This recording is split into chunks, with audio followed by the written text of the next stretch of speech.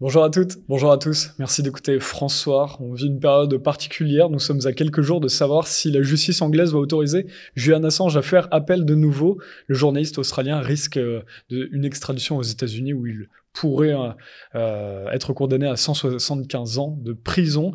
Nous vivons aussi une période où les banquiers fraudeurs de la crise financière de 2008 n'ont jamais été condamnés. Nous vivons une période où les forces policières sont parfois plus nombreuses que les manifestants.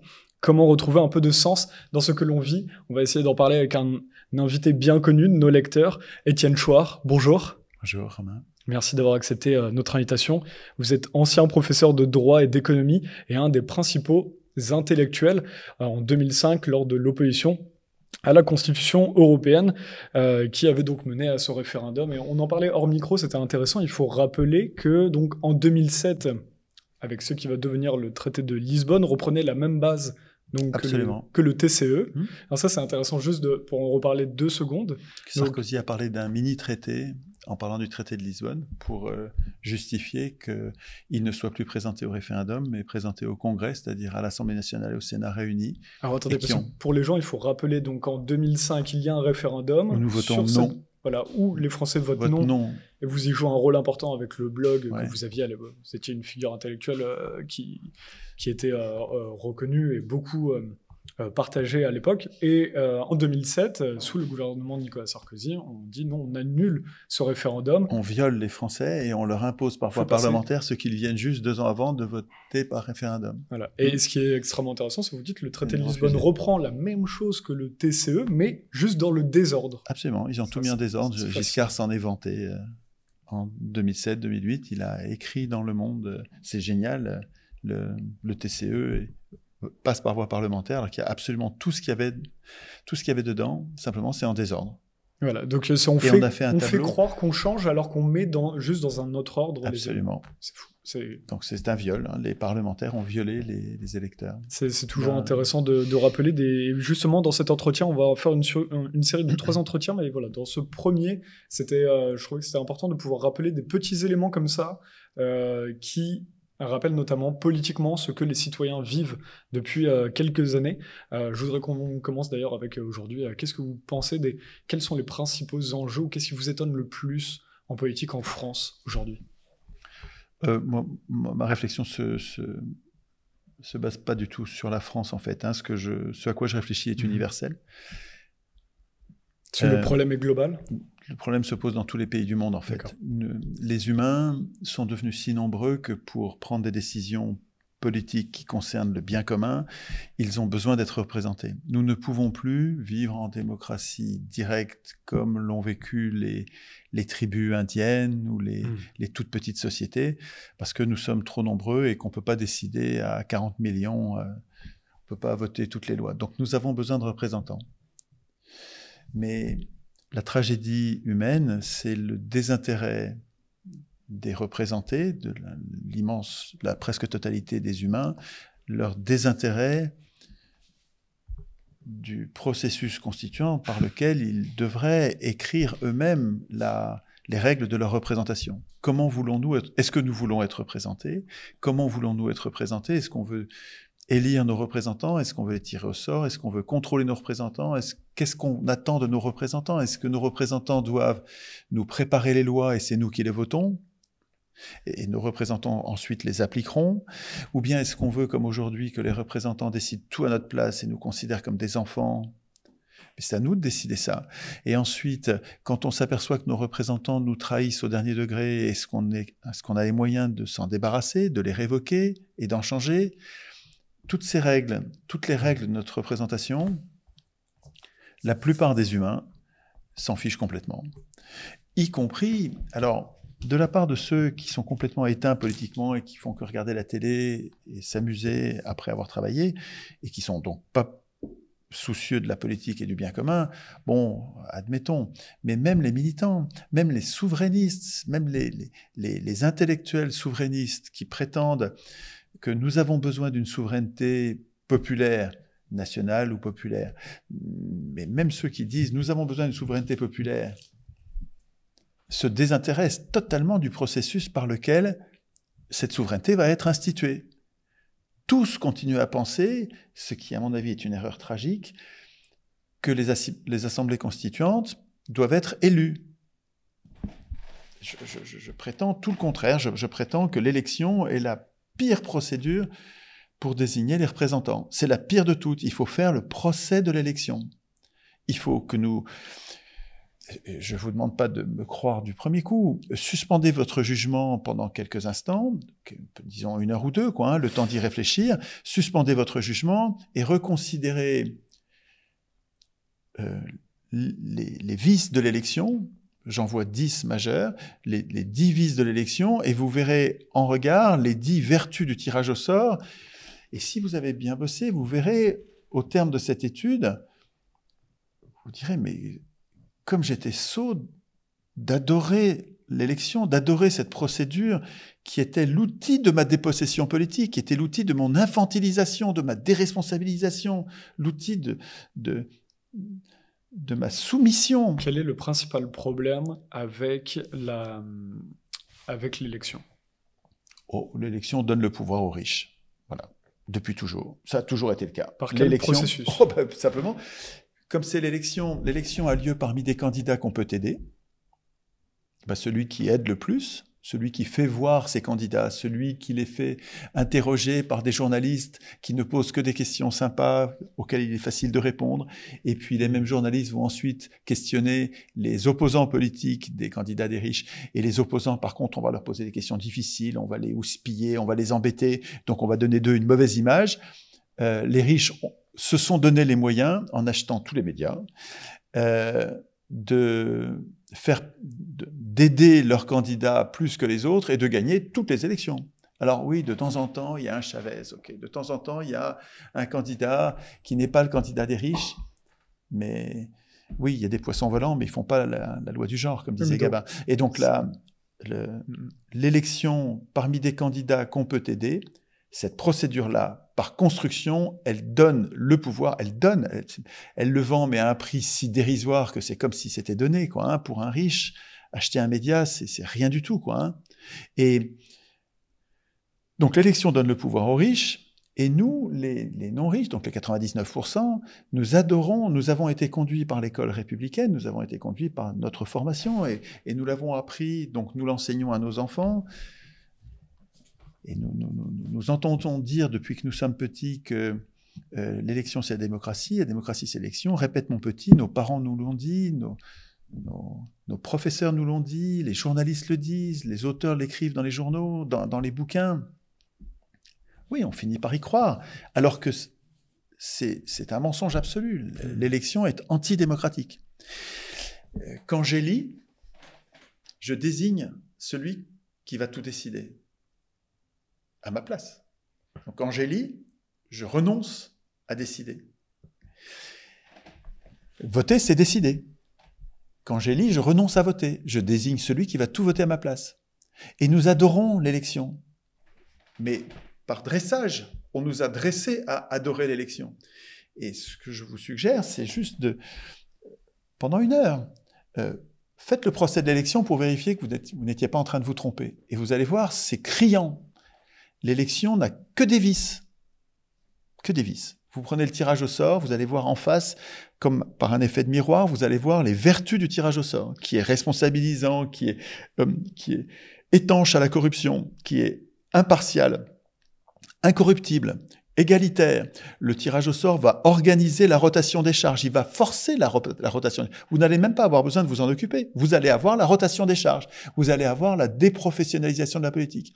Et ça va être très compliqué de corrompre des gens qui changent tout le temps.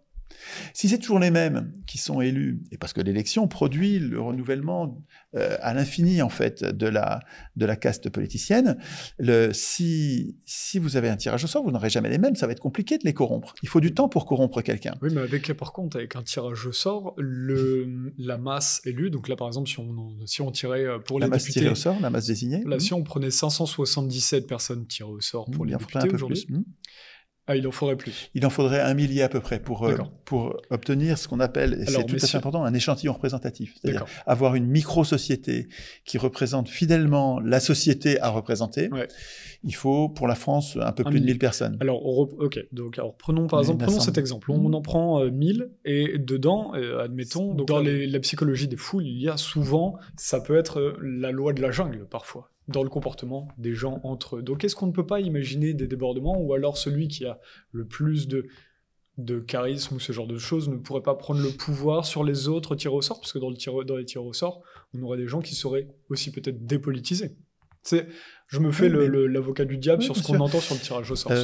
Au contraire, hein, la procédure qui nous dépolitise, c'est l'élection, parce que c'est la procédure qui fait nous n'avons à nous occuper de rien, nous ne serons jamais candidats, donc nous ne serons jamais élus, donc nous n'avons pas besoin de faire de la politique. L'élection, elle nous dépolitise. Au contraire, le tirage au sort, et on l'a bien vu dans toutes les sociétés qui l'ont appliqué, à Athènes, qui a pratiqué le tirage au sort pendant 200 ans, les citoyens étaient beaucoup plus politisés parce que du jour au lendemain, ils pouvaient se retrouver tirés au sort. Donc on est beaucoup plus responsabilisés aussi. Mais alors. Bien sûr, ça responsabilise. Le tirage au sort nous responsabilise parce que nous nous préparons aux fonctions de représentation parce que du jour au lendemain, nous pouvons être désignés. Et donc c'est tout le contraire.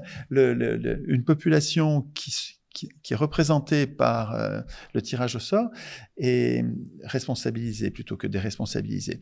Et si vous avez de la population une image telle que vous diriez qu'ils vont se comporter comme des brutes, comme des bêtes avec la loi de la jungle, ben c'est que vous n'êtes pas démocrate, quoi. Hein. Si vous avez une vision de la population qui est si négative que vous avez l'impression qu'ils vont se tromper tout le temps ou qu'ils vont avoir des jugements critiquables à tout propos, ben vous n'êtes pas démocrate. Mais quand on est démocrate, on voit bien que la plupart des gens qu'on a autour de nous sont des gens normaux, qui sont beaucoup plus finalement soucieux du bien commun que ne sont ceux qui sont parvenus au pouvoir par l'élection. Et en fait, il y a beaucoup moins de chances. Oui, bien sûr, nous allons nous tromper. Si nous avons des représentants tirés au sort, oui, ils vont se tromper. Mais comme si les élus ne se trompaient pas. L'erreur n'est pas spécifique au tirage au sort, elle est générale. Tous les gens qui décident prennent le risque de se tromper. Alors, je trouve que l'idée du tirage au sort est très intéressante, mais justement, il faut pouvoir se poser ces questions-là aussi pour pouvoir rendre l'idée cohérente. La première fois qu'on entend parler du tirage au sort, et un des drames, c'est que l'école ne nous y prépare pas, hein, on nous a jamais parlé de ça, et donc quand on en entend parler la première fois, on est très surpris, et on se dit, qu'est-ce que c'est que cette fantaisie, et si on tirait au sort un salaud, ou un abruti, donc on a peur. Et il faut continuer à réfléchir parce que chacune de ces objections qui est légitime peut être réfutée, peut trouver un correctif. Quand on tire au sort, on tire jamais au sort une personne, on tire au sort 200 personnes. Et quand vous tirez au sort 200 personnes, vous n'allez pas tirer au sort 200 abrutis ou 200 salauds. En tout cas, si vous avez cette vision-là du peuple, que le peuple est composé que d'abrutis et de salauds, bah c'est que vous n'êtes pas démocrate, d'accord. Donc c'est normal que vous n'aimiez pas. Alors que le démocrate, on peut responsabiliser les gens et du coup les gens peuvent prendre. On voit bien que les salauds et les abrutis ne sont pas le cas général, et en plus on fait confiance à l'intelligence collective et à la progression du groupe. C'est-à-dire que quelqu'un dont vous auriez dit qu'à le regarder vivre aujourd'hui, on dirait qu'il regarde la télé, il fait des blagues à la con en regardant des matchs de rugby, en buvant de la bière, on se dit mais comment est-ce qu'il va s'occuper du bien commun celui-là? Détrompez-vous, parce que c'est l'environnement des institutions actuelles qui le rend comme ça, qui l'a complètement dépolitisé, déresponsabilisé. Mais ces gens-là, quand ils sont tirés au sort, effectivement, et Jacques Testard, qui organise des conventions citoyennes tirées au sort pour précisément expertiser, c'est pas expertiser, mais faire l'expérience de ce tirage au sort, observe que les gens se transforment. Quand on les tire au sort, et on l'observe dans les jurés d'assises aussi, quand on fait confiance aux gens, ils se donnent du mal pour être à la hauteur. Et ils se transforment. Ils deviennent des gens différents. Ils deviennent des gens beaucoup plus admirables qu'ils ne l'étaient avant d'avoir été tirés au sort. Et donc, ne déduisez pas de la situation actuelle qui paraît quelquefois pas brillante, effectivement, vous diriez, mes congénères humains vont pas être capables de s'occuper du bien commun. moi, je suis prof, hein, et j'ai constamment, toute ma vie, j'ai vu les enfants, les étudiants progresser quand on leur fait confiance et régresser quand on leur fait défiance. C'est-à-dire qu'en fait, si vous faites confiance aux gens, ils vont se donner un mal de chien pour être à la hauteur de votre confiance. La plupart des gens. Ok, de temps en temps, il y en a un qui triche, mais la plupart, en fait, se transforment en bien. Ça reste marginal. Oui, oui. Et j'écris un texte qui s'appelle « Le procès de l'élection » et qui pourrait être l'objet d'un débat, d'une réflexion. Tout à fait. Et à mon avis, qui devrait l'être, parce que on s'en prend aux partis politiques, mais les partis politiques ne sont pas le problème. Les partis politiques naissent de l'élection. C'est parce qu'il y a une élection à gagner et que c'est le candidat qui sera le plus aidé qui va gagner, que les partis politiques sont créés. Mais les partis sont une conséquence. Ils sont créés pour aider, pour nous regrouper, pour aider notre candidat. Avant qu'il y ait l'élection, il n'y avait pas de parti politique. On n'a pas besoin de parti politique pour faire de la politique. Les partis ne servent qu'à gagner les élections. Si les partis vous sortent par les yeux et vous sont insupportables, n'imaginez pas de les interdire. Ce serait inacceptable de la part de la population qui n'a que ça pour l'instant pour faire de la politique. Puisqu'il n'y a que l'élection, et que pour gagner une élection, il faut aider et donc se regrouper. Non, il ne faut pas supprimer les partis politiques. Si vous remplacez l'élection par le tirage au sort, vous aurez la disparition des partis par disparition de leur objet. Avec le tirage au sort, vous pouvez vous regrouper, pas vous regrouper, de toute façon ça ne change rien, les gens vont être tirés au sort.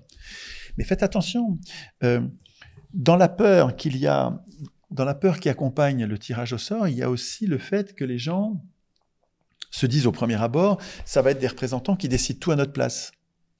Effectivement, ça peut faire peur. On se dit, mais je n'ai pas envie que n'importe qui tiré au sort, prenne les décisions à ma place. Oui, mais il ne s'agit peut-être pas de voter les lois à votre place. Les tirés au sort, c'est vous qui allez écrire la Constitution. Donc c'est vous qui allez décider du mandat, de la consigne que vous allez donner aux tirés au sort. Et imaginez que vous leur disiez, non pas vous allez écrire les lois comme le font les élus aujourd'hui et tout décider à notre place. Non, non. Vous allez nous préparer les lois. Donc, vous allez beaucoup réfléchir aux lois. Entre vous, les tirés au sort, vous allez être 500 ou 1000 et vous allez réfléchir aux prochaines lois qui sont nécessaires. Et ensuite, vous allez voter pour savoir combien vous êtes. Si vous êtes majoritaire à vouloir cette loi, vous allez venir nous la présenter, à nous, le peuple, vous allez nous la présenter en disant voilà pourquoi on veut cette loi. Et puis, les opposants parmi vous, les tirés au sort, les opposants vont venir dire pourquoi ils s'y opposent. Ils vont dire non, mais nous, on trouve que cette loi, elle est dangereuse, elle est mal faite, il manque des choses. Et nous, les citoyens, nous allons vous écouter, vous les tirés au sort, nous présenter les arguments pour la loi, les arguments contre la loi. On va avoir des controverses, il va y avoir une mise en scène des conflits, ce qui est la définition même de la démocratie. Il va y avoir une mise en scène des conflits. Et une fois qu'on aura bien vu les tenants et les aboutissants, loi par loi, c'est nous qui allons voter les lois. Nous, les citoyens, pas les représentants, pas les tirés au sort. Donc, qu'est-ce que vous avez à craindre de ce système-là? Beaucoup moins que le système de l'élection, dans lequel les riches font voter leurs lois depuis 200 ans. Ça fait 200 ans, c'est le capitalisme, c'est le régime dans lequel les marchands ont réussi à prendre le pouvoir alors qu'ils étaient tenus à l'écart des pouvoirs depuis des millénaires. Ça fait des millénaires que les humains savent que, ok, on a besoin de marchands, mais il ne faut pas les laisser entrer dans le temple. Hein, quand Jésus chasse les marchands du temple, c'est une vieille affaire. Hein. Ça fait longtemps qu'on sait qu'il ne faut pas que les marchands soient au pouvoir. Et là, ce qui s'est passé au XVIIIe siècle, c'est que les marchands ont accédé au pouvoir législatif, constituant d'abord, puis législatif. Et quand les marchands écrivent les lois, ça donne le capitalisme, ça donne l'exploitation au maximum, ça donne le gaspillage, un gaspillage éhonté. Et tout ça est lié à l'élection. Les marchands sont arrivés au pouvoir avec la procédure qui permet aux plus riches de gagner. Et les marchands, et notamment les marchands d'argent qui sont les usuriers, les banquiers, je préfère les appeler les usuriers parce que je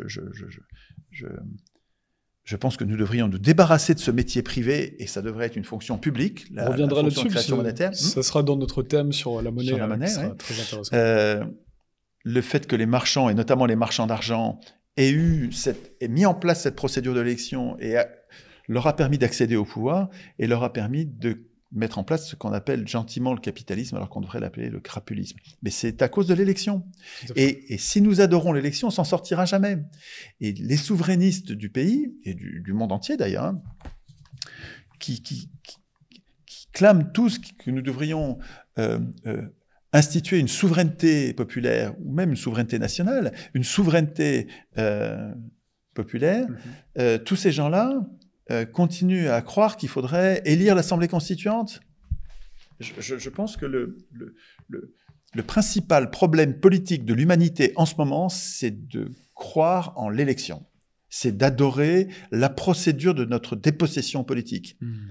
Tant que vous accepterez d'élire l'Assemblée constituante, tant que vous démissionnerez d'écrire vous-même les règles de votre représentation, vous ne serez pas représenté. Vous serez trahi par des représentants qui ne sont pas vos représentants, qui sont les représentants des riches qui les ont fait élire.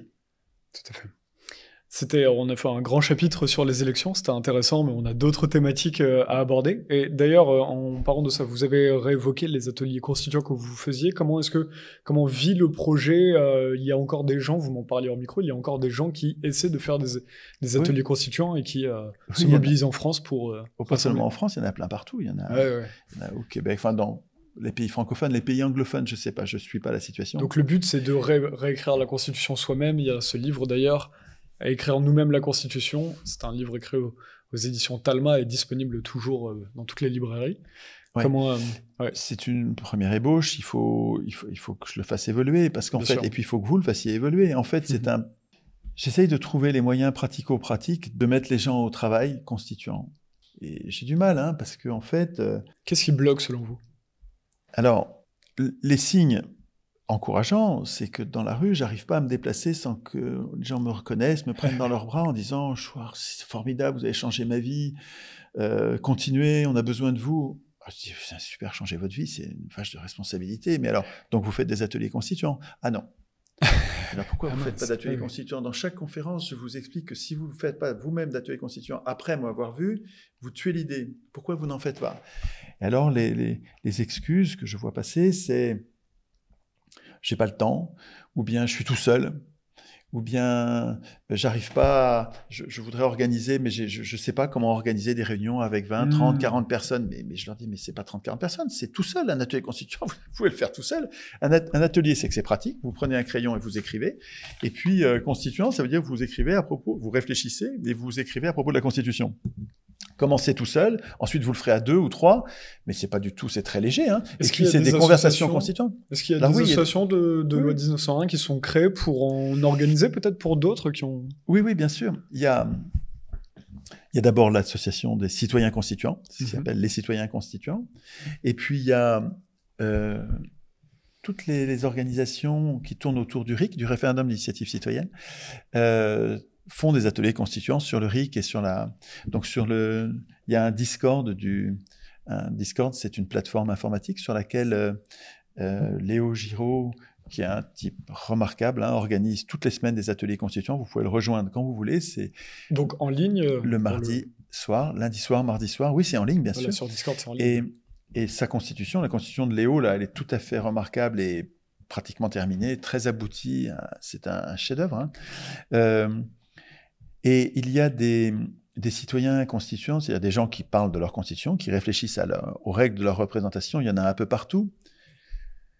De mon point de vue, il n'y en a pas assez. Il faudrait qu'on soit des millions, et on n'est pas des millions. On est quelques milliers, dizaines de milliers, peut-être centaines de milliers, mais on n'est pas assez. Il faudrait qu'on soit très nombreux. Je pense que la révolution aura lieu quand nous serons tellement nombreux que les policiers eux-mêmes, parce que c'est les policiers qui protègent les pouvoirs, quand les policiers eux-mêmes vont voir apparaître dans leur famille leurs enfants qui font leurs devoirs et qui, en fait, entre deux devoirs, se mettent à écrire des articles de constitution avec leur grand-mère, ou bien vont voir leurs collègues de travail, des CRS ou des gendarmes, vont voir leurs collègues en train d'écrire les règles de la police, ou les règles de la justice, ou les règles de la monnaie, ou les règles sur le référendum d'initiative citoyenne. Quand les policiers eux-mêmes vont voir que, parce qu'ils le voient dans leur famille apparaître, vont sentir que toute la société est en train d'aspirer à enfin écrire elle-même les règles de la représentation, arrêter de faire confiance aux politiciens et reprendre la main sur leur destin. Quand les policiers vont voir ça, ils vont refuser de nous tirer dessus. Parce qu'ils vont savoir que parmi nous, parmi les résistants, parmi les manifestants, parmi ceux qui protestent pour reprendre le pouvoir, il y a les leurs, il y a les proches des proches, leurs femmes, leurs enfants, leurs cousins, leurs copains. Mais pour atteindre ce niveau-là, pour que la police pour que les forces armées sentent que c'est une idée dont l'heure est venue, bah, il faut que les gens s'y mettent, il faut que les gens travaillent. Or, les gens, alors dans les excuses, il y a « j'ai pas le temps »,« j'y connais rien ». Mais oui, mais c'est justement parce que tu t'exerces pas que tu connais rien. Mais ça va changer, ça, en t'exerçant, tu vas voir, tu vas devenir plus compétent. Et on progresse très vite, hein. Et c'est pas si compliqué. Il faut pas laisser ça aux techniciens, il faut pas laisser ça aux experts. C'est pas. Les juristes prétendent que c'est leur domaine. Il y a des professeurs de droit qui disent le droit constitutionnel, c'est mon affaire. C'est technique, c'est compliqué, je m'en occupe. Et ça part de bonnes intentions, je pense pas que ce soit mal intentionné, mais le problème, c'est que ça nous prive, nous les autres, d'un droit politique majeur, qui est celui de décider nous-mêmes de la façon dont nous allons être représentés. Le texte constitution est tellement haut dans le droit qu'il n'est pas juridique, il est politique. Et il concerne tout le monde. Il faut surtout pas le laisser réduire à un objet technique. La Constitution n'est pas un objet technique, c'est un objet politique. Donc, on peut écouter les profs de droit, mais les profs de droit constitutionnels, les profs de droit public sont extrêmement conservateurs. Ils ont passé un temps fou à apprendre ce qui existe partout sur Terre en termes de constitution. Ils considèrent que ce sont des constitutions, alors que moi je dis que ce sont partout des anti-constitutions. Ce sont des textes qui, au lieu d'être écrits par les représentés, ont toujours et partout été écrits par les représentants. Ce qui pour moi est une félonie, une trahison, une imposture. Nous devrions interdire aux représentants, bien sûr, de toucher à la représentation, à la Constitution. Les représentants devraient craindre la Constitution, ils ne devraient pas l'écrire, donc. Et donc les profs de droit, en fait, sont très conservateurs, et c'est pas eux qui vont... Bon, il y en a peut-être quelques-uns qui nous aideront à faire la révolution, mais enfin, c'est quand même la plupart, je les vois très antidémocrates, hein. Ils veulent pas du tout que ce soit la population qui écrive la Constitution, ils veulent qu'on élise l'Assemblée constituante comme on l'a toujours fait. Donc les profs de droit... Donc, si vous voulez, il y a un vrai piège politique à laisser les techniciens s'approprier la Constitution comme si c'était un objet technique. Bien sûr. Ça n'est pas un objet technique. En disant c'est trop compliqué pour eux, et ils ne peuvent pas le faire. Et en fait... je vous recommande, si vous écrivez les règles de la Constitution, si vous écrivez des articles, je vous recommande de les écrire en langage normal, pas en langage juridique, de les écrire en langage courant, de façon à ce que tout le monde comprenne. Et alors on me dit aussi, ça marchera jamais, les puissants lâcheront jamais le pouvoir, et donc ça marchera pas, on se donne du mal pour rien, Mais enfin, si votre enfant, quand il est en train d'apprendre à écrire, vous voudriez que votre enfant apprenne à écrire avec son stylo, et qu'il vous dise « Ah, ça sert à rien, regarde lui, il sait déjà écrire, qui s'en occupe d'écrire, moi j'ai pas besoin. » Mais attends, mais toi aussi, il faut que tu apprennes à écrire, toi aussi, parce que cette aptitude à écrire, ou bien il te répondrait « Mais ça a déjà été écrit. » Mais non. Tu as besoin d'apprendre l'outil d'écriture pour t'exprimer et pour écrire ce que tu veux, toi. C'est ce qu'on dit, il faut mieux une tête bien faite qu'une tête bien pleine, souvent. Oui, et en fait, c'est une aptitude qu'il s'agit de développer par les ateliers. Nous devons devenir constituants pour nous protéger les abus de pouvoir et avoir une vraie constitution. Mais pour ça, il faut qu'on s'entraîne, même si c'est pas nous qui, individuellement, allons écrire la prochaine constitution. Nous allons être capables de l'écrire et donc capables d'évaluer correctement le projet qui va nous être soumis au référendum.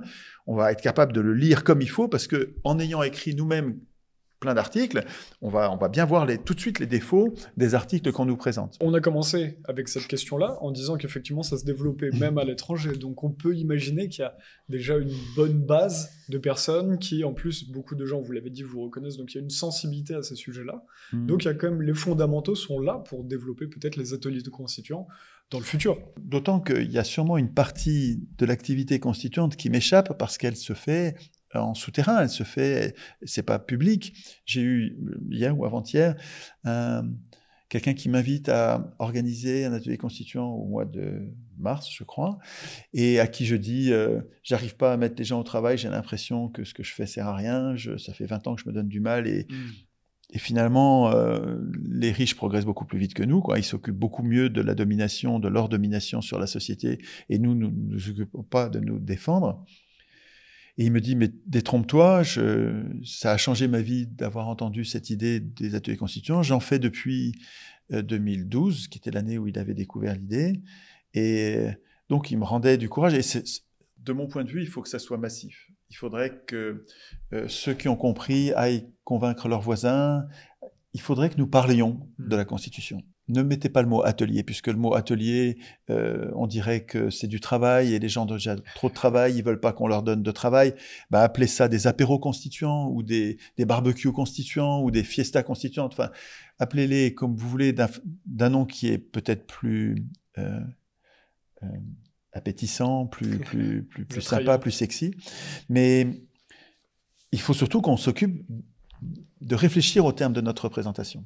Parce que ce que vous me disiez avant... Et donc tu me parlais quel est le problème politique, quelle est mon approche du problème politique actuel de l'humanité. Ben, je pense que la démission des humains du processus constituant, c'est notre principal problème, quoi. Voilà. Et parce que ce que vous me disiez avant le début de cet entretien, c'est que si demain, il y a effectivement parler dans vos entretiens, vous avez même une chaîne YouTube dans laquelle vous étayez les problèmes liés au système aujourd'hui. Donc s'il y avait une révolution vis-à-vis de ce système, pour vous aujourd'hui, dans l'état actuel, les gens retomberaient dans une constitution très similaire à celle que nous avons actuellement. Ah oui, si on s'entraîne pas à écrire nous-mêmes les règles du référendum d'initiative citoyenne, les règles sur la monnaie publique, les règles sur le journalisme, sur les juges, si on s'entraîne pas nous-mêmes à rédiger les articles nouveaux, différents, qui vont permettre de changer les choses enfin, si on ne fait pas ça, mais ça va continuer comme avant. C'est-à-dire que même s'il y a une révolution, une jacquerie terrible avec le gouvernement qui ne peut pas faire autrement que sauter, et peut-être les opposants, comme Mélenchon, Le Pen en France, mais c'est l'équivalent partout sur Terre, qui s'emparent du pouvoir en se présentant aux élections de l'Assemblée constituante et qui deviennent constituants, mais Mélenchon et Le Pen, ils vont vous écrire à nouveau la souveraineté des représentants et l'impuissance politique des représentés. Exactement la même. Les politiciens ne sont pas démocrates du tout. Ils peuvent pas le dire parce qu'ils se feraient plus élire. Donc ils proclament, ils clament partout qu'ils sont démocrates, mais chaque fois qu'il est question de donner un pouvoir au peuple, vous les voyez comme les principaux obstacles. Ce sont des gens qui veulent pas que le pouvoir passe au peuple. On a d'autres entretiens à faire sur la monnaie et le journalisme, mais juste avant avant de conclure celui-ci, on a un autre point aussi qu'on voulait aborder. Parce que vous avez accepté, avant de commencer cet entretien, qu'on vous pose des questions pour revenir sur les épisodes de 2019, parce que vous étiez arrivé avec un élément qui vous avait sorti des médias à l'époque, notamment avec le média. Avec Denis Robert, là. Avec Denis Robert, l'entretien de Denis Robert qui vous avait valu même une garde à vue et cela. Juste avant d'évoquer cela, ce qui m'intéressait, c'est ce que j'avais annoncé au début de cette introduction, c'était que vous êtes une vraie encyclopédie vivante, et ce qui est intéressant, c'est de pouvoir... Plus on sait quand on ne sait pas. Hein. Il y a Pascal qui... Excusez-moi, c'est juste une petite parenthèse. Allez-y. Hein. Pascal donnait une image pour expliquer ce sentiment étrange, parce que c'est paradoxal, que plus vous savez, plus vous avez la perception du fait que vous ne savez rien. Et il dit, pour comprendre ça, représentez votre savoir sous forme d'une sphère.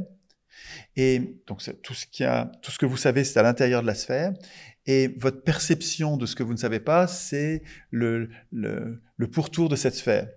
Et quand cette sphère grandit, et donc vous savez de plus en plus, mais la perception que vous avez de ce que vous ne savez pas devient de plus en plus grande. Plus on sait que... en fait, on ignore presque tout. Alors là, par contre, beaucoup de gens semblent ignorer... Nous sommes sur un média alternatif, mais il y a beaucoup de croyances encore dans une information. Il y a à la fois beaucoup de croyances dans les médias de masse, comme on dit, et beaucoup de critiques de l'information de ces médias de masse. Vous, aujourd'hui, vous faites partie des critiques de ces médias de masse, vous en parlez depuis tout à l'heure. Qu'est-ce que vous aimeriez dire aux gens comme petites informations que l'on semble avoir oubliées parfois, qui vous semblent importantes pour dire, puisque vous dites beaucoup dans votre discours, on entend attention envers les politiques actuelles. Attention à ne pas croire ces discours politiques-là, alors que beaucoup de gens ont confiance aujourd'hui. Qu'est-ce que vous aimeriez dire à quelqu'un qui a confiance dans les institutions, politiques ou médiatiques ? Je pense que la vertu cardinale d'un citoyen, c'est d'être vigilant par rapport au pouvoir. C'est de se méfier des pouvoirs. Même des gens gentils, qu'on aime bien, s'ils sont parvenus au pouvoir, il faut en être méfiant. Il faut faire attention. On devrait apprendre à l'école à se méfier des pouvoirs. Tout pouvoir va jusqu'à ce qu'il trouve une limite. Si vous ne lui mettez pas de limite, il va abuser. Tout pouvoir. De la famille jusqu'au président de la République. Les pouvoirs vont abuser s'il n'y a pas de limite. Quelles petites informations seraient intéressantes? Qu'est-ce qu'on oublie? Souvent, vous parlez, notamment par exemple, beaucoup de gens ont oublié au début des années 80 la désindexation des salaires sur l'inflation, notamment les jeunes nés après 1983 qui ont complètement oublié et qui ne connaissent pas ça. Alors, il faudrait faire la liste, mais ça va faire un très gros livre, hein, de toutes les trahisons des politiciens envers leurs représentés, envers leurs électeurs. La désindexation des salaires sur les prix est un exemple, mais parmi des milliers. Hein. Mais c'est un énorme exemple. De trahison des politiciens. Ah, ouais, de trahison. Et ça, ces trahisons devraient être des éléments, si les gens les comprenaient, de soulèvement intellectuel. Mais déjà, je pense que confusément, les gens savent bien qu'ils sont trahis par les politiciens, parce que quand on leur demande le degré de confiance qu'ils ont envers les journalistes et les politiciens, c'est effroyablement bas, quoi. Hein. Donc les gens n'ont pas confiance déjà. Emmanuel Macron est à 24% dans des sondages, et puis des sondages institutionnels. Mais c'est beaucoup, je trouve, par rapport à tout ce qu'il nous a fait, parce que si on fait la liste même des trahisons de Macron, c'est déjà long comme un jour sans pain. Hein. Mais la désindexation des salaires sur les prix, c'est un des exemples de la dérégulation. En fait, depuis la fin des années 70, début des années 80, ce qu'on appelle le néolibéralisme a entrepris, et partout sur Terre, pas seulement en France, une dérégulation, c'est-à-dire une destruction des régulations publiques qui permettaient de limiter la loi du plus fort, de limiter l'accumulation du capital, de limiter l'exploitation des pauvres par les riches. Dans les années, ce qu'on appelle les 30 glorieuses, la société a été régulée et un des signes de la régulation, c'était l'indexation des salaires sur les prix. Donc il y avait une inflation qui était raisonnable, hein, c'était quelque chose comme 4%, je crois, en moyenne sur la période, donc c'est pas beaucoup, enfin c'est plus qu'aujourd'hui, mais c'était tout à fait raisonnable, et c'était d'autant plus raisonnable que pour les travailleurs et pour les PME, pour les entreprises, c'était pratiquement complètement indolore, parce que chaque augmentation des prix était accompagné obligatoirement d'une augmentation de salaire correspondante. Donc les pensions, les salaires, puis tous les contrats, les loyers, tout était indexé sur les prix, ce qui fait que on ne craignait pas l'inflation. Nous étions protégés de l'inflation par un mécanisme, une régulation vertueuse. Et une des dérégulations scandaleuses, c'est révoltant. Les gars qui ont fait ça auraient dû être en prison. Ils seront bientôt morts. Ils vont mourir dans leur lit impunis. Mais pourtant, c'est un crime contre la société ce qu'ils ont fait. En désindexant les salaires, c'est-à-dire que les gens ont commencé à s'appauvrir. Et depuis 70, la situation se dégrade sans arrêt. Et surtout pour les pensions. Alors là, les pensions de retraite, là, c'est Macron qui a installé ça. C'est la désindexation des retraites. Alors les retraites, c'est pire encore parce que, encore quand tu es salarié, plus tu vieillis, plus ton salaire augmente. Donc là, parce que la qualification et l'ancienneté. Et la désindexation des salaires sur les prix a en quelque sorte été comme gommée partiellement par l'augmentation du salaire. Mais pour les petites vieilles qui gagnent 600 € par mois et dont on désindexe la retraite, elle va s'appauvrir. Déjà, comme si elle n'était pas assez pauvre, elle va s'appauvrir jusqu'à sa mort. Et sans que le gars qui a décidé ça n'apparaisse, on ne peut pas voir qui est le responsable. Celui qui est responsable, c'est celui qui a décidé de la désindexation, mais ensuite, c'est l'inflation qui ronge le pouvoir de la petite retraitée sur son rond-point là, et qui va s'appauvrir, qui peut rien. Et c'est un crime sur lequel il y a plus le criminel. C'est dégueulasse d'avoir fait ça. C'est absolument. Et le gars qui a fait ça a été réélu. Nous avons réélu notre tortionnaire, quoi. Hein. Mais bon, des exemples comme ça, il y en a 2 ou 3 par jour, des scandales de dérégulation criminelle. De trahison.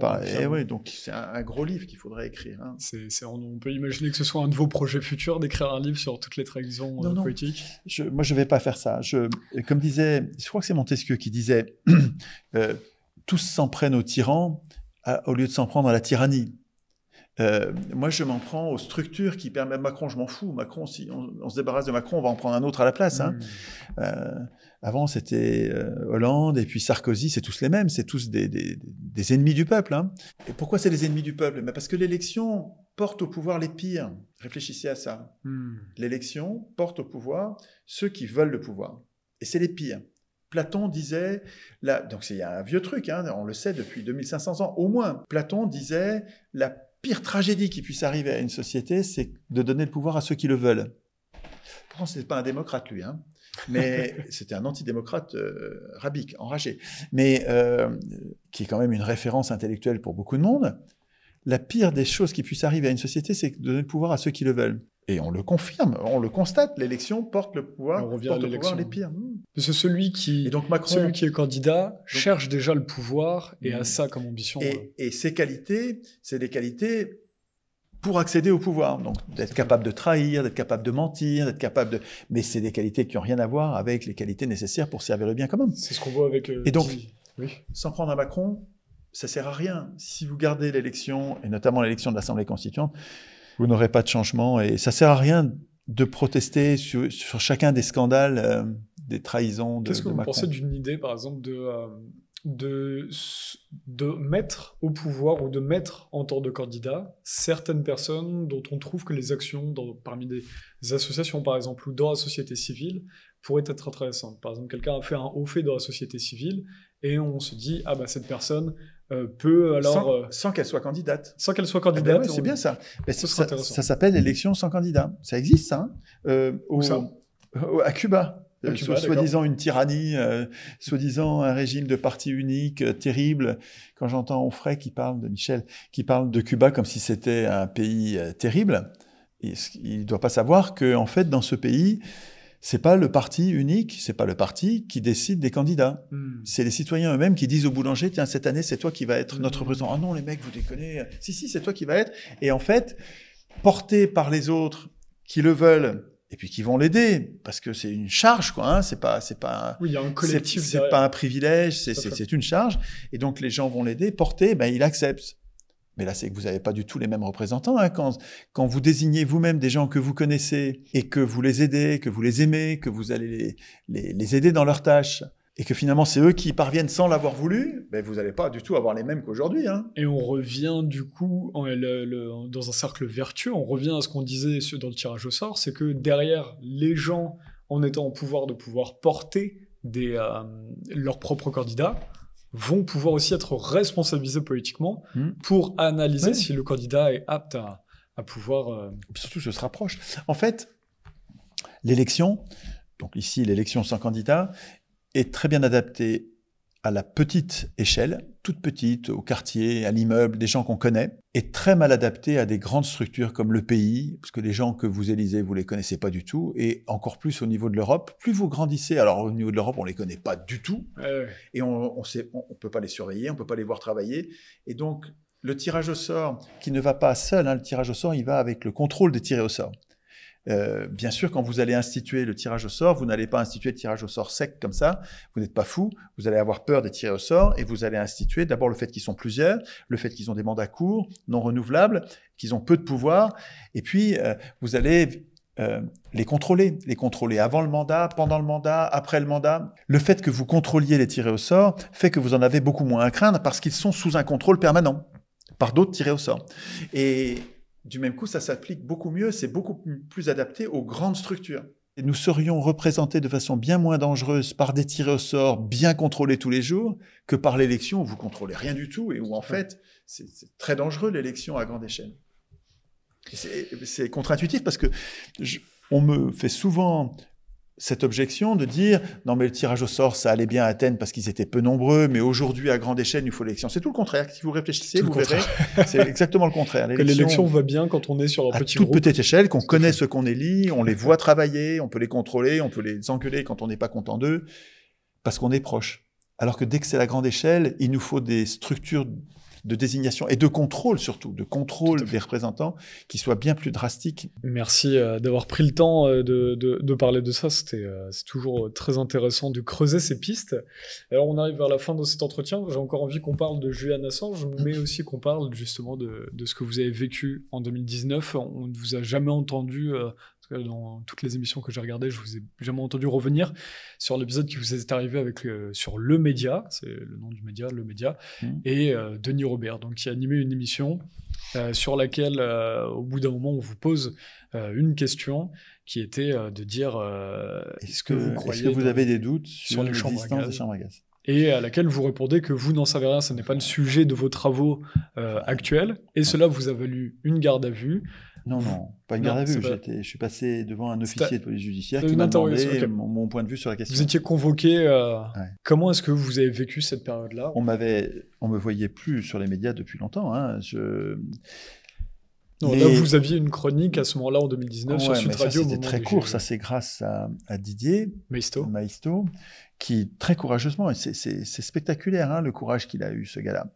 Didier Maisto, c'était le patron d'une radio, quasiment mainstream, hein, qui a décidé de défendre les Gilets jaunes, et qui, en découvrant mon travail, il a dit « Mais comment ça se fait que ce gars-là, on lui donne pas la parole ? Il défend les Gilets jaunes parlent tous de lui, tout le monde parle du RIC, personne, et aucun journal ne relaye ça. » Et Didier Maisto, vous ne connaissez pas avant fin 2018, au moment des Gilets jaunes. Je ne crois pas, je crois qu'il a découvert mon travail à ce moment-là, il me semble, il faudrait lui demander. Ouais. Mais en tout cas, il dit « C'est incroyable qu'on ne lui donne pas la parole, moi je vais lui donner la parole. » Il pouvait le faire parce qu'il était patron. Et il a eu le courage de le faire, alors que l'ensemble du système, des gens comme Morandini l'ont fait passer, lui ont demandé des comptes en disant « Mais comment vous faites venir Chouard, vous invitez Chouard, vous donnez la parole à quelqu'un comme ça ?» Et il s'est défendu en disant bah, « Oui, je lui donne la parole, parce que les Gilets jaunes en parlent tous, et qu'il faut bien que ce gars-là ait un porte-voix. » Alors il faut préciser que dans votre discours qui est anti-système, la seule chose qu'on vous reproche vraiment, c'est de parler dans la totalité du paysage politique. Vous pouvez parler à des gens comme de droite, très à droite, comme très à gauche. Extrême gauche, extrême droite, oui, bien sûr. Vous en fichez du moment que vous souhaitez avancer avec les citoyens. Et vous, on vous a dit, puisque vous allez voir l'extrême droite, vous êtes d'extrême droite. Absolument. Alors qu'en plus, à la base, vous dites que vous êtes de sensibilité de gauche. Ah oui, je suis même anarchiste. Hein. Et en fait, je suis un anarchiste un peu spécial parce que je défends l'État, un État sous contrôle citoyen. Donc c'est pour ça que je pense qu'on peut avoir un État dont nous n'aurions plus rien à craindre, alors que l'État aujourd'hui est un léviathan tyran. Mais je voudrais instituer une démocratie digne de ce nom, une vraie démocratie.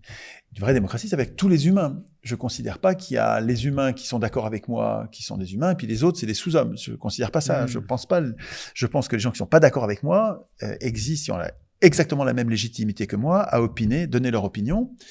Et j'ai besoin que un système alternatif, celui auquel je pense, soit accepté par tout le monde. Donc j'ai besoin d'avoir l'avis de tout le monde. Donc moi, l'avis des royalistes, moi je comprends pas comment on peut être royaliste. Royaliste, ça me fait super peur. Enfin, peur, vous vous rendez compte, royaliste, c'est la monarchie absolue, le gars qui a tous les pouvoirs, pas de contre-pouvoir. Bien sûr que c'est dangereux. Et pourtant, il y a des gens qui y croient et qui pensent mordicus que c'est ça le système qu'il nous faut. Mais moi, j'ai besoin d'aller leur parler. Mais quand je parle à royaliste, je ne deviens pas royaliste. Enfin, faut pas être con. Enfin, c'est la politique, puis même l'existence humaine, c'est l'aptitude à discuter avec les gens sans devenir celui avec qui on est en train de parler. Enfin, c'est évident. Par contre, j'ai besoin de parler avec des royalistes, avec des jeunes gens qui sont en train de devenir fascistes, avec des jeunes gens qui sont en train de devenir totalitaires à gauche, hein, des gens d'extrême gauche ou des écolos qui sont prêts à exterminer l'humanité parce qu'ils veulent sauver la planète. Enfin, il y a quand même des fondus un peu partout, dans toutes les directions, des fondus, des gens dangereux. Mais j'ai besoin de leur parler pour vérifier la robustesse du système démocratique que j'imagine, parce que le système démocratique que j'imagine ne va pas donner tous les pouvoirs à un camp ou à l'autre. Nous allons voter nos lois une par une. Et une par une, vous allez voir que de temps en temps, vous allez gagner. De temps en temps, vous allez être dans le camp des gagnants, parce que sur les retraites, les gens qui sont à l'extrême gauche, à l'extrême droite, qui sont au centre, les abstentionnistes, vont se retrouver sur les retraites, ou vont se retrouver sur le nucléaire, vont se retrouver sur... Et finalement, le système que je prône est en fait antifasciste. Il est en fait, il va rendre impossible l'apparition d'un tyran, parce que si nous sommes constituants, il y aura plus de place pour un tyran. Simplement, pour les dominants du moment, les gens qui dominent en ce moment, ne peuvent pas prendre de front le message que je porte, qui est un message démocratique, sur le fond, ils vont perdre. Ça va se voir que c'est des ennemis du peuple. Ça va se voir que c'est des gens qui veulent pas donner du pouvoir au peuple. Alors, pour ne pas me prendre sur le fond, ils me prennent sur mes fréquentations. Et ils prennent qu'une partie de mes fréquentations en disant, regardez, il a parlé à un tel et un tel, ou il a parlé d'eux, un tel et un tel, qui sont des gens d'extrême droite ou d'extrême gauche, enfin, qui sont des gens, en l'occurrence, d'extrême droite. Comme ça, on peut dire que Schwarz est un néo-nazi, ce qui est une fantaisie. Et après ça, on dit, les médias le font depuis 20 ans, hein, ça fait 20 ans que les médias, ou presque, que les médias font silence sur ce que je fais. Ça n'a pas commencé en 2019. Là, vous disiez dans votre introduction, à partir du passage aux médias et de cette histoire sur les chambres à gaz, à partir de ce moment-là, les médias n'ont plus parlé de choix. Mais vous n'y êtes pas. Moi, j'ai pas vécu ça comme ça du tout. Les médias, ils en ont parlé un petit peu de moi en 2005, quand ils ont vu apparaître le phénomène d'un bonhomme tout seul dans son bureau qui récapitule les arguments massus contre l'Union européenne, et puis que les gens s'approprient et ça se répand comme une traînée de poudre. Il y a un phénomène Internet qui leur avait échappé et c'est ça qui les a intéressés, donc ils se sont mis à parler de moi. Et puis quand ils ont vu le niveau de subversion qu'il y a dans ce que je prétends, parce que je prétends que c'est pas aux élus d'écrire la Constitution, c'est pas aux présidents ni aux parlementaires d'écrire la Constitution, c'est aux humains d'écrire eux-mêmes la Constitution. Ça, c'est extrêmement subversif. C'est ce que je disais, et quand ils ont vu ça, vous voyez à Sud Radio et non, mais Sud Radio, après on ne vous a plus vu. Oui, il faut comprendre que Sud Radio, c'est un épiphénomène remarquable, mais c'est un épiphénomène. Ça a duré 3 mois. C'est Didier Maistio qui a décidé de me donner 2-3 heures par semaine. Le jeudi, c'était les jeudis choix, où j'avais la possibilité d'inviter des gens que j'aimais bien, des intellectuels que j'aimais bien et qui passaient pas dans les médias, pour les inviter à devenir constituants avec moi. Par exemple, Langlois, qui était un policier que je trouve remarquable. Alexandre Langlois. Alexandre, qui était vraiment un lanceur d'alerte de la police. Et dont je trouve le travail remarquable, qui passe absolument très peu dans les médias, et que j'ai invité pour pouvoir écrire avec lui des articles de constitution pour savoir comment on peut contrôler la police tout en laissant faire à la police son boulot de policier. Et donc, c'était vraiment intéressant de pouvoir interroger les gens en les amenant à l'angle constituant. Donc, c'était une période remarquable, ça. Mais il faut comprendre que dans les 20 ans de mon travail politique, c'est tout à fait marginal. Les médias des riches, puisque 9 milliardaires ont acheté tous les médias, les médias des riches font silence sur mon travail depuis le début. Et c'est très marginal, c'est très peu de choses. Et si vous relisez les articles de Libération, du Monde, du Nouvel Obs, de l'époque de 2005, vous allez voir qu'ils sont moqueurs, c'est pas gentil ce qu'ils font, c'est pas respectueux du travail que je fais. Ils tournent en dérision le fond de ce que je fais, et puis ils s'attardent sur des détails. En fait, ils réfléchissent pas, ils lisent pas, puis c'est des ennemis du peuple, c'est des gens qui veulent pas du pouvoir populaire. Et donc, c'est comme ça depuis 20 ans, et ça n'a pas changé avec l'épisode du média. Le média leur a donné un prétexte en or pour leur donner un tampon. Bah, lui, il est infréquentable. Donc, on a le prétexte qui permet de refuser toute prise de parole de Schwarz. Schwarz étant, je crois, mais je dis ça sans fausse modestie, je pense vraiment que je suis un des plus fervents et un des plus conséquents démocrates du pays. C'est-à-dire que je réfléchis pas seulement aux termes de la démocratie, je réfléchis pas seulement à ce qu'est une vraie démocratie, je réfléchis aussi aux conditions d'advenue, c'est-à-dire à comment est-ce qu'on va faire concrètement pour effectivement arriver à une vraie démocratie que nous aurions écrite nous-mêmes. Et il n'y a pas beaucoup de monde qui le fait, parce que les souverainistes, je lis la revue Front Populaire de Michel Onfray, bien sûr, dans laquelle il y a plein de souverainistes de gauche et de droite, des gens qui défendent la nécessité d'une souveraineté.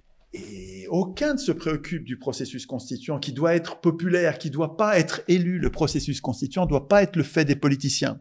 Pas du tout, du tout. Eh bien, aucun ne défend cette idée-là. Donc, si vous voulez, je pense que je suis extrêmement subversif, je veux changer le système de domination, et je m'occupe de la façon dont ça va être fait concrètement. Les médias ne peuvent pas me répondre face à face. Ils n'ont pas le courage parce qu'ils savent bien qu'ils vont perdre dans un débat à la loyale en direct. Ils vont perdre. Ça va se voir que c'est des voleurs de pouvoir. Ça va se voir qu'ils sont antidémocrates. Ça va se voir que leurs arguments sont bidons, en fait, que les peurs qui nous agitent sont des épouvantails et que c'est pas sérieux. Et pour éviter ce débat à la loyale, il me discrédite en disant que je suis d'extrême droite, maintenant que je suis négationniste, et demain que je vais violer les enfants. Je ne sais pas ce qu'ils vont inventer comme saloperie avec l'intelligence artificielle. Je voudrais vous mettre en garde, et ceux qui m'écoutent, sur le fait que, ça c'est quelque chose qui me terrifie, j'en entends pas beaucoup parler, des gens comme Numérama en parlent un peu, mais bon, il y en a pas beaucoup, hein, qui s'inquiètent des progrès de la fabrication d'images qui ont l'air plus vraies que vraies, qui sont complètement fausses, la fabrication de vidéos qui ont l'air plus vraies que vraies, qui sont complètement fausses, la fabrication de sons qui sont plus vrais que vrais, on dirait qu'ils sont vrais, qui sont complètement fausses. On peut faire dire n'importe quoi, n'importe qui. On peut faire dire n'importe quoi, n'importe qui, mais sur le plan politique, ça veut dire que le pouvoir va pouvoir créer des fakes absolus sur les opposants politiques, et pour les enfermer, en fait, pour les faire passer pour des violeurs, des voleurs, des menteurs, des traîtres, peut-être, enfin, des choses impardonnables, fausses, et on va inventer ces fausses preuves pour justifier qu'on les jette en prison, qu'on jette les opposants politiques en prison. Non, après la bascule totalitaire du Covid, là, la bascule sous prétexte sanitaire, et puis bientôt sous prétexte climatique, en pleine bascule totalitaire, de voir l'intelligence artificielle capable de créer des fausses preuves pour se débarrasser des opposants politiques, avec en plus une démission complète du processus constituant des humains, et pas seulement des humains devant leur télé, et des intellectuels aussi, les gens sur qui je devrais pouvoir compter, les intellectuels, même les meilleurs intellectuels, les gens que j'admire, hein, des gens... Saint-Omer, Yves Saint-Omer, Bernard Manin, c'est des pointures, ça, en politologie, en réflexion politique. Dominique Rousseau, Loïc Blondiot, tout ça, c'est des gens qui sont ils sont presque, hein, ils réfléchissent beaucoup à la démocratie. Ils sont sur le sujet démocratique, mais ils sont encore sur l'élection de l'Assemblée constituante. Hein. Ils sont pas du tout sur le tirage au sort de l'Assemblée constituante ou sur le RIC constituant. Hein. En fait, ils sont trop mous, quoi. Ils sont pas assez sur le processus constituant populaire permanent. Il nous faut un processus constituant populaire permanent. Et donc, ça, c'est très subversif, ce que je vous dis. C'est-à-dire que c'est ça qui va pouvoir tout changer. Et les puissants du moment ne peuvent pas y répondre à la loyale, donc ils procèdent de façon déloyale. Alors, l'épisode Denis Robert, je ne pense pas que ce soit Denis Robert. Je pense que Denis Robert est quelqu'un d'admirable. Je pense que Denis Robert, moi je l'ai vu travailler sur Clearstream, je trouve que c'est un courage, une ténacité, c'est un journaliste exemplaire. Alors, à ce moment-là, il est aux médias maintenant. Alors, c'est quand il est entré aux médias, quand on lui a donné le média, quand on lui a demandé de venir diriger le média, je crois que c'est lui qui m'a appelé, on s'est parlé, il a dit je voudrais t'aider à en parler de la Constitution, de la démocratie, de l'Europe, c'est incroyable qu'on ne te donne pas la parole. Je dis c'est super, moi ça me va bien, puisque... Donc il y a des projets positifs avec Denis Robert. Mais oui, bien sûr, et ça a commencé. Il m'a invité dans une émission qui a eu lieu en direct, j'ai eu en face un élu que j'ai réussi à interpeller, mais vous mettez en direct un élu en face, il va passer un sale quart d'heure parce que je vais lui dire des choses auxquelles il a beaucoup de mal à répondre. Regardez cette émission, vous verrez, je lui dis qu'il est payé trop cher, qu'il est irresponsable, il n'est pas responsable, il ne souffre pas lui-même des décisions qu'il prend. Donc c'est bien ce qu'allait faire Denis.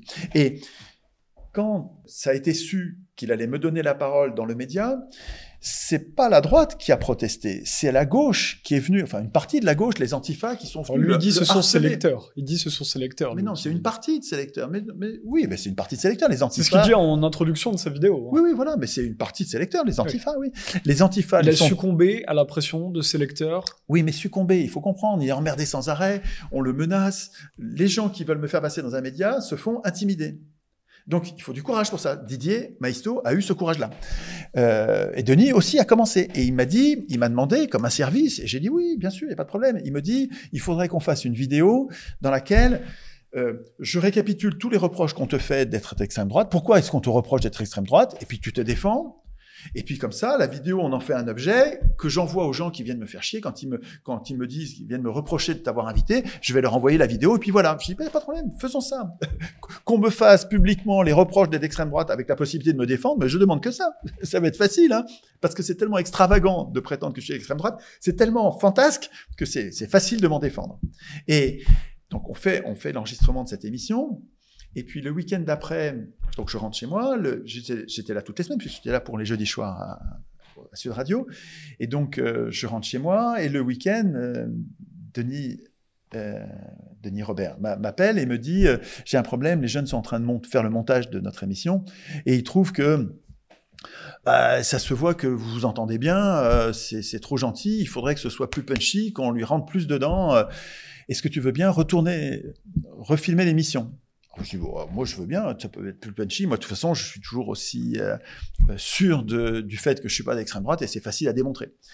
Et a lieu cette deuxième émission, qui est celle qui a été diffusée. Donc celle que l'on voit, c'est une deuxième, c'est un deuxième tournage. La première, j'étais seul avec Denis. Vous n'étiez jamais en live, de toute manière. C'est jamais en live, c'est toujours un montage dans lequel tout ce qui a été vu a été choisi par ceux qui ont monté. Et donc les passages qui ont été très problématiques pour vous auraient pu être montés, coupés au montage. Auraient pu être coupés, évidemment. Voilà. Ouais, s'ils ont été montrés, c'est parce que ça servait à quelque chose. Et la deuxième émission a lieu non pas seulement avec Denis, mais avec Mathias Antoven, qui est un cousin de Raphaël. Et que j'aime bien, moi. Enfin, j'ai compris que c'était un piège après, mais bon. Et puis, donc, a lieu l'interview. Denis Robert avait la main dessus, alors. Pourquoi est-ce que c'est un piège? Parce que vous ne lui en voulez pas. C'est un piège parce que j'ai compris après que Mathias pense que je suis d'extrême droite et voulait me coincer. Donc il avait un biais de pensée à la base. De confirmation, voilà. Et alors il cherchait les questions qui pouvaient montrer que j'étais d'extrême droite. Et cette question-là, est-ce que tu as un doute, toi, sur l'existence des chambres à gaz? Cette question-là, si j'ai bien compris, est un marqueur d'extrême droite. Mais c'est une fantaisie. Enfin, l'extrême droite, c'est pas ça. Enfin, c'est pas du tout ça du tout. Vous ne dites et puis pas... surtout, moi, je réponds pas. J'ai des doutes ou j'ai pas de doutes. Je dis, j'en sais rien. Mais si tu veux, ce qui fait le piège, c'est le fait de monter en épingle, en fait. Le fait que j'ai pas dit, ben non, j'ai aucun doute. Le fait que j'ai pas dit ça, le fait que je dis, j'en sais rien, c'est pas mon sujet. Le fait que je dise ça a pu être monté en épingle par tous les journalistes qui faisaient silence sur mon travail depuis 20 ans, depuis 15 ans. Même pour les citoyens, c'est ce qui est intéressant là-dedans. En fait, quand on y repense, là, moi, j'ai réécouté l'entretien, j'ai rien à me reprocher, je trouve très bien l'entretien. Mais il est honnête et puis je suis pas... Tout à fait. Ce qui est intéressant là-dedans, quand on vous écoute là, on a cette pensée-là, forcément, c'est que sans travailler un sujet, on doit avoir une opinion sur tous les sujets. Religion. C'est finalement, comment est-ce qu'aujourd'hui on en est arrivé là? Comment est-ce qu'on est... Non mais là non mais ça n'est pas parce qu'on a vu... C'est un prétexte là, c'est un prétexte. C'est pas des gens de bonne foi. Okay. Là, les gens qui disent de moi que je suis négationniste sur ce qui s'est passé aux médias, c'est des gens qui sont pas de bonne foi. C'est des gens qui veulent se débarrasser de moi, qui veulent pas que je parle, qui veulent pouvoir ne pas m'inviter. Et Denis Robert, en n'ayant rien à se reprocher. Mais Denis Robert n'avait pas la main dessus. Denis Robert, il a été dépassé par le phénomène médiatique qui a suivi. Enfin, et même donc, lui vous dit, mais attendez, Étienne, tu n'as pas le droit de répondre ça, etc. Oui, voilà, bon. C'est-à-dire que lui cautionne ce phénomène on doit avoir une opinion sans avoir étudié la question. Peut-être qu'il le croit. Peut-être qu'il le croit.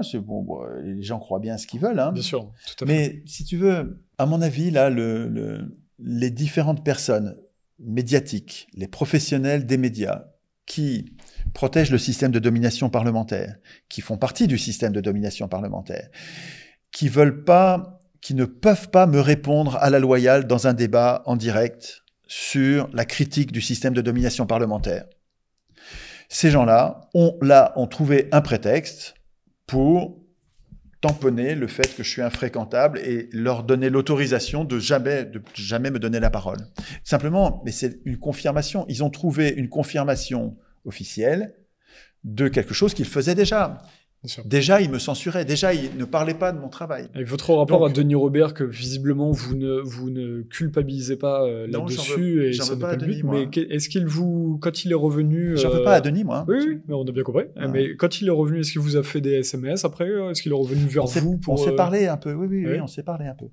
On s'est parlé, mais en fait, là, il faut comprendre que quand tout le système médiatique se braque sur une personne, parce que là, du jour au lendemain, je suis devenu l'ennemi public numéro 1, ce qui est fantasque, parce que en même temps, si vous voulez, j'étais, je crois, à Clastres, il y avait 3000 personnes, c'est des assemblées de gilets jaunes énormes, on était très nombreux, j'avais 3000 personnes, et il y avait une espèce de communion sur la souveraineté populaire que nous allions instaurer en écrivant nous-mêmes les règles du RIC, en faisant une priorité absolue, nous allions enfin nous émanciper en devenant constituants, nous, les Gilets jaunes, devenant constituants autour du RIC.